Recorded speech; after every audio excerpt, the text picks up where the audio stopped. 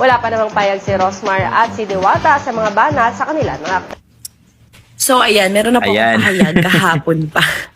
Ayan, ang sa akin lang, di ba dapat wala nang pakailaman kung kanino gusto tumulong ng tao, kung yun yung tao na-appreciate ko. And guess what?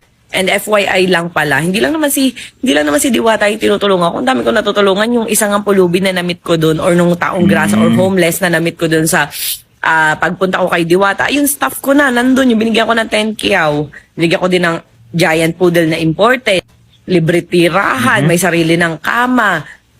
Walang ginagastos, libre pagkain kahit ilang beses kumain, 'di ba? Alam mo yun, tas ginawan ko pa ng page para kasi nga para ang dami na nagsusupport sa kanya.